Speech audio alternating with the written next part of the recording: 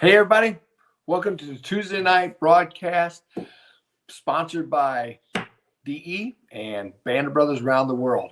Happy Tuesday, everybody. It's Fat Tuesday. I just got done eating a bunch and ready for a great Lenten season.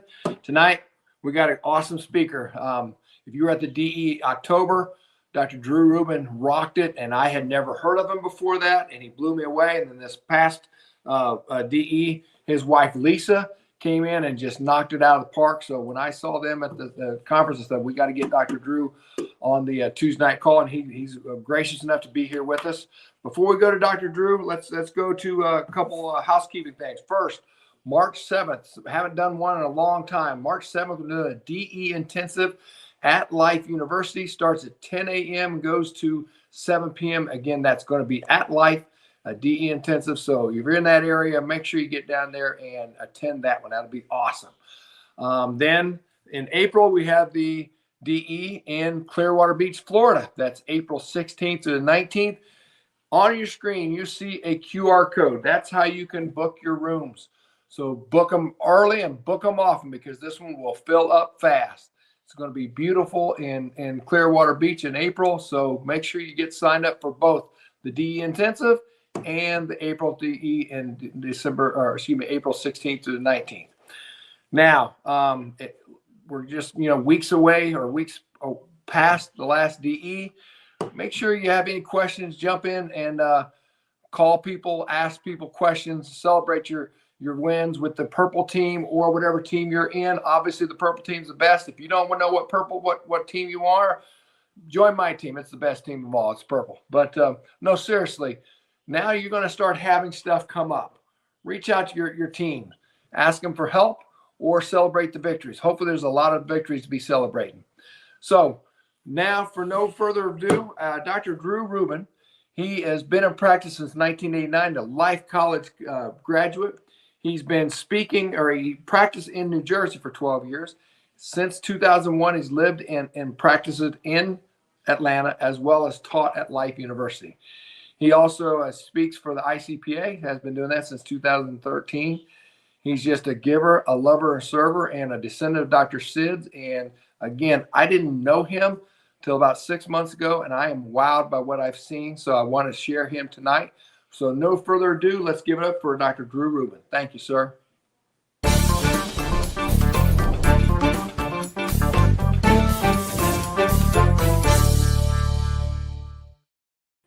Hi, everybody. I am so excited to join you guys. So honored and flattered that Andy chose me to speak for the Band of Brothers and DE on Tuesday night. Thank you so much. And before I go on with I have a little PowerPoint philosophy presentation I hope you'll enjoy. But before I go on, I just got to tell you, that last DE was something. I had been sick for a while with this, whatever it was, and DE literally healed me. By the time I was crazy sick when I first started, and by the time DE was done, it was starting to kind of leave me, and it's wow, right? So I was healed by DE, and that's not the first time because I've been going back and forth DE since July 1993. And if we can go to the slides, Daniela.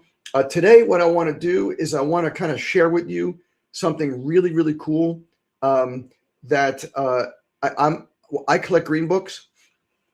And when Dr. Austin Davis was talking about what happened in Montana, he really blew me away on Saturday morning. First of all, my wife was amazing on Saturday morning, I have to say, Dr. Lisa. And it was amazing just watching her. I don't get a chance to see her talk, as much. So it was really kind of cool to watch that. But anyway, so Dr. Austin Davis, he really just floored me. And he made me start thinking, because he's talking about like how Montana, they wanted to put drugs in the profession and they had to defeat it, and they defeated it over and over and over and over again. And it made me start thinking, like, where did this battle start? Like, where did it come from? So I love going into green books. I have a whole collection of green books. So I started digging, and I said, like, how did the chiropractic profession become the drugless profession? Like, what do we do? How do we position ourselves? Right? So this is I started digging into the green books. This is me in front of I have every one of the green books, except for if anybody has anything. I'm looking for a modernized chiropractic So if anybody has, it's not really a green book, but it was the first one. Thank you, Louis. She was amazing. So anyway, I have all these green books, and I want. I started digging through them. I said, where did all this stuff come from? And this is what I came up with. And I also asked one of my friends. I have a friend who he wrote the book that I don't know if you can see there on the bottom right there, but he co-authored a book about the green books called the Palmer Green Books. And I said, what, can you send me something about this stuff? So he sent me something from Dr. Simon Sensen, who's an amazing speaker. And about this is Shigeruto Morikubo. And this was the first major victory in chiropractic. So remember, you all know like 600 people were jailed, right, for practicing medicine without a license. Well, he was one of those people who purposely tried to get himself sued to create this lawsuit back in 1901. And what he did is he was friends with B.J. Palmer. And B.J. Palmer worked with, he had created the Universal Chiropractic Association, which later became the ICA.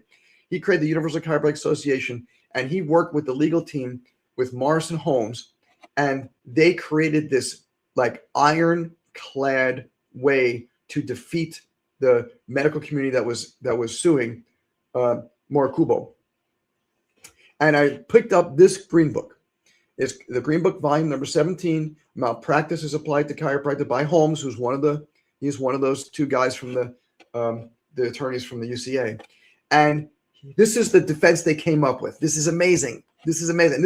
This was why what Dr. Davis did in Montana was so cool, because what they came up with was this concept of separate and distinct.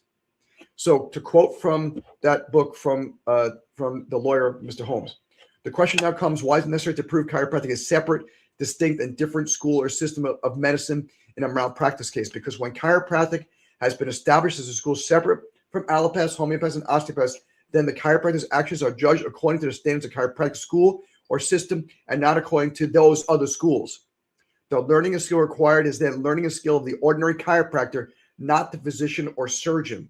And that was the argument back then, is they were saying, well, they're just doing the same thing that the medical doctors are doing, and it's not really what was happening. This was the positioning. We are separate and distinct. Continuing from that book, chiropractic is now a science unto itself. It is a separate and distinct from allopathic medicine, from osteopathy, or any other form of system of healing. It has its own particular methods of ascertaining the cause of dis-ease. I love that. And its own particular means of eliminating the cause and allowing innate to restore a patient to health. This is from a lawyer, right? This guy's got it, right? This guy has totally got it. And the last thing from that book, to fulfill the responsibility to the profession, chiropractors must be careful that every act and every word should be such as to elevate the profession, right? So what we say and do should elevate the profession. The chiropractor in each town in which he practices stands as a representative of the chiropractic profession, and his every act, including his morality, will have some bearing upon the way the people of the community think of chiropractic. And listen to the ending of this. This is what Dr. Austin did by defeating the people who wanted to put drugs in our profession. He did something for humanity, right? He did something for humanity. And this is what they were doing back in 1901. They came up with this concept to say, what could we do to make chiropractic separate and distinct from what they're doing? And what's crazy is that it's happening over and over again. It's happening in Montana. It's happening in Florida right now. It happened in Arizona. This is the idea that we are this amazing drugless profession is just holding on by a thread. And thank God for people like Dr. Davis who are able to do this to keep us separate and distinct, because why do we want to be like them? I don't want to be like them. I don't want to give drugs out. Like, that's totally crazy. So I'm so appreciative of what the Montana Chiropractic Council did for chiropractic, right? And then this is from another amazing green book called The Science of Chiropractic. And what it says is, and I can hardly read this because it's so small, but I'm going to try to get this, read this to you because I need stronger glasses apparently. I would state that the two sciences above, which is chiropractic and osteopathy, are as distinct from each other as regards to application as day is from night. And I can't read the rest of it. But this is Chiropractic is not osteopathy. Chiropractic is not medicine. Chiropractic is chiropractic. And I've been in practice now 37 years, and I have seen the amazing miracles. You know what was one of the coolest things? I'm a pediatric chiropractor, so even though I take care of families, I just love taking care of kids and pregnant mamas. On Friday, it was the coolest thing. We had 5 newborns in a row as patients. It was just the neatest thing. One newborn after another, and then the last newborn is the third generation in that family. So we saw the grandma and the mom who just had the baby 3 days ago, and then the itty bitty little 3-day-old baby. Like, wow, that's what chiropractic is. That's what chiropractic is, right? I don't do what they do, and I don't want to do what they do. Let them do what they do because they do that, and that's their thing. My thing is the adjustment, right? People ask me, well, do you use this? Do you use this? No, I adjust. Well, what else? I don't do anything else. I turn the power on. And that is what chiropractic is all about, is turning the power back on. It says in Stevenson's, and we all know Stevenson's books, like you probably are all very familiar with his book. And if not, you really should get Stevenson's textbook. It's another amazing one of the green books. Though chiropractic is back in 1927 when he wrote the book, though chiropractic is young comparatively, it is nonetheless a well-developed science with proven facts and plausible theories based upon those facts and precise art, all of the systematized knowledge and a distinct field of investigation or object of study, right? Separate and distinct. And that's what we need to do. We need to keep chiropractic separate and distinct. No matter what happens, we have to fight the idea that drugs can come into the profession. That's okay. It doesn't make sense. It doesn't mix. Let them do that. Let us keep with the one thing that we should do, which is removing subluxations, turning life on, turning power on, right? What did BJ say, right? We never know how far-reaching something we may think, say, or do will affect the lives of millions tomorrow. That do is the adjustment. Plus, it's also talking about the adjustment, talking to people, talking it up, making sure that parents understand why it's so important to bring their kids. And like this beautiful mom is bringing her 3-day-old baby in to see me, right? She's got it. And because she's been adjusted since she was 3 years old, right? So it makes sense that she's going to, I have a picture of her up on the wall when she's 3, and now she's bringing her little 3-day-old baby. Wow. That's chiropractic, right? That is chiropractic. We need to keep chiropractic separate and distinct, right? Because there's Mabel and BJ and Dee Dee and David, right? This is the chiropractic family that we're keeping. We're trying to keep it unsullied. Remember that? Guard it well, right? Right? Guard it well. This is what we are asked to do. And this is what Dr. Sid asked us to do, is to keep it unsullied and undefamed and to guard our principles, right? That's what he taught us. I remember in that July 1993 DE, my first real DE. I went to a couple times as a student, but really my first real DE was this July 1993 DE.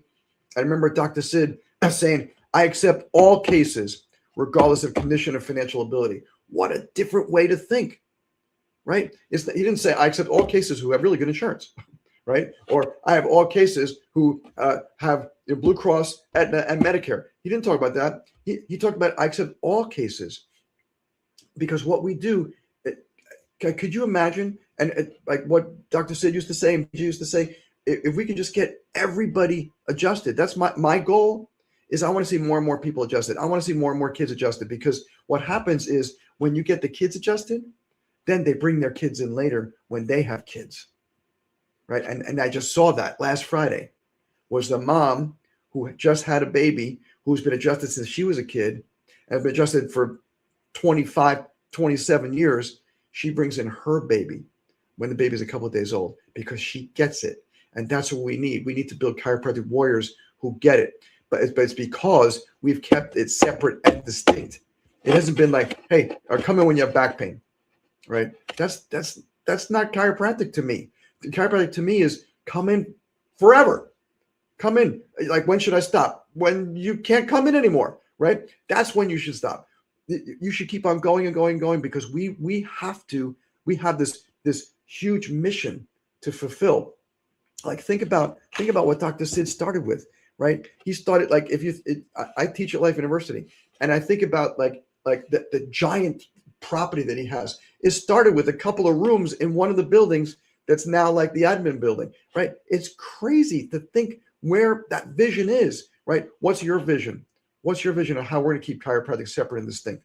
And just for you guys to know, thank you, Paul. Thank you. Just for you guys to know, I have a podcast. I don't know if you guys remember me talking about this in October. I have a podcast. If you're interested, it's totally free. I just give it all away. I put my talk on this from DE in October. I put my wife's talk last week, and we posted it. We've got a whole bunch of listens to it. It's amazing. So I love this kind of stuff. To me, and you know what's cool about podcasting is it's not just about you guys listening. My patients listen. My patients listen, and they come and say, I heard your podcast, and I loved it. And I told my friend to listen to it, right? Who doesn't come, and now they're going to start coming as a patient, right? So to me, this is just another way to get our message out there, because my whole goal, like Paul just said, chiropractic warriors, my whole goal is we got to protect our future, right? Because here's a little girl, I've been seeing her since when she was in the womb of her mom. And there she is adjusting Mickey Mouse. And look, she's got a high volume practice. She's got Minnie Mouse waiting, right? She's got Minnie Mouse waiting. And I've had other kids come in we had one kid come in a couple of weeks ago with like a whole boatload of dolls, and they lined them up on the thing. And we have these little car clickers, and they go, tick, tick, tick, tick, tick, tick. And we're teaching these kids high volume practices before they even know what that even means, right? Because if you start the kids young, then they get it and they want to do it and they love it and they fight to go who's first on the table, and they bring their dolls in to get adjusted. Or if they don't bring dolls in, we'll give them dolls because we have dolls for them adjust. And they don't want just dolls, they adjust other patients. We have a patient yesterday who was lying over here, and all of a sudden this one little kiddo was taking a chiropractor clicker, and she's like, oh, I got a little helper, right? That's what we want. You want to protect our future? We got to adjust more kids, right? And that's my brain. That's my brain. It says we got to see more kids because the kids are our future. So thank you so much for listening. I hope this little philosophy session inspired you as to why and how we became the separate and distinct profession. And now I turn it back to Andy. And thank you guys so much. And it's been an honor and a pleasure to present to you guys.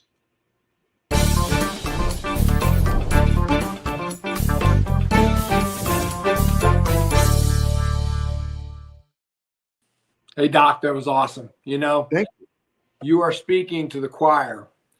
Yes. But we need the people on the quote unquote other side of chiropractic, not in medicine, in chiropractic, to understand and remember separate and distinct. Mm-hmm. If you want to, I mean, I've been battling that when I worked with the ICA and all that stuff. If you want to battle, you know, if you want to change chiropractic, go do something else. Don't try to change us, right? Right. It's very simple. It's separate, distinct. It's a science unto itself. Mm-hmm. It's not like, hey, we're joining these people. Let's get in their tent. No, we're separate and distinct. You do you. Leave us alone. Let us do us. I love that. And then, like you said, doing it for humanity. You know, elevate the profession, but ultimately you're doing it for humanity. So awesome, so powerful. That was great, man. You know, one of the green books, History Repeats. This is going on forever and ever and ever.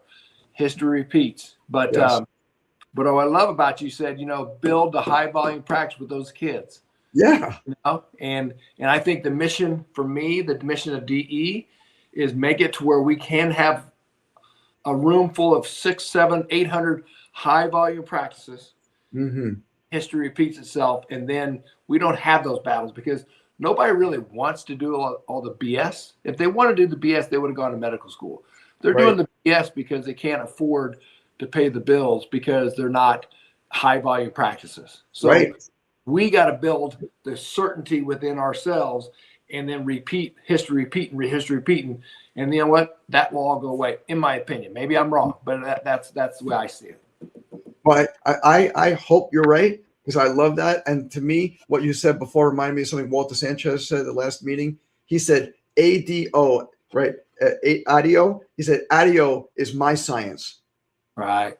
And I remember him saying that. And I wrote it down like, wow, I always say chiropractic is our science is our science. But it's really not just chiropractic. It's the above, down, inside out philosophy. That's the science. Because there are a lot of people who take chiropractic and they skew it into their own version of whatever they think chiropractic is. Right. Exactly. But ADO, you can't change that. Above, down, inside out, that is truly the foundation of what it is we do. And when he said that, I was like, yes, Walter. It's distinct. It's a science unto itself. You know, you Right.